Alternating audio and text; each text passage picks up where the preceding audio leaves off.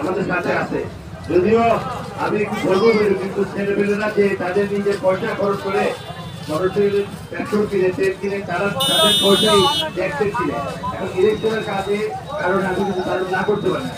তারা তাদের নিজের পয়সা দিয়ে যদি মোটরসাইকেল পেট্রোল কিনে আমার দেশে কাজ করে তাহলে তাদের কাছে ঋণী হয়ে গেল না।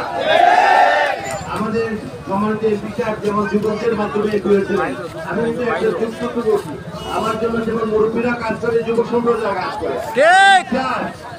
আগামী নির্বাচনে 5ই জুনের নির্বাচনে আপনারা সঠিক মার্কাকে ভোট দিবেন। আপনারা কোন মার্কাকে ভোট দিবেন? যদি বৃষ্টিপাত হয়, ঝড় তুফান হয়, জলোচ্ছ্বাস হয়, সাইক্লোন হয়, কি করবেন আপনারা? যাবেন? মা বোনদের দিয়ে যাবেন?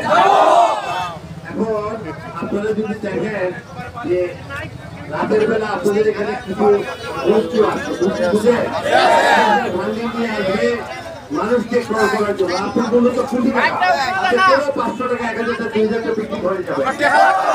কোটি টাকার বিনিময়ে আপনাকে দিতে পারবে না। প্রতিটা ব্যক্তি কোটি কোটি টাকার মূল্য পান সম্পদ। তাহলে আপনাদের কাছে অনুরোধ রাখবো, কোন গ্রামে যদি কোনো অঘটন ঘটে তাদের চ্যালেঞ্জ করবেন এবং তাদের প্রতিহত করবেন। আপনারা অবহিত করবেন। আপনারা কি আমার কথা বুঝতে পারছেন? এত কষ্ট করতেছেন কেন আমার জন্য? আপনারা কেন কষ্ট করতেছেন? তো ট্রান্সজেন্ডারে কাজ করে না, কাজ করে না, কাজ করে না।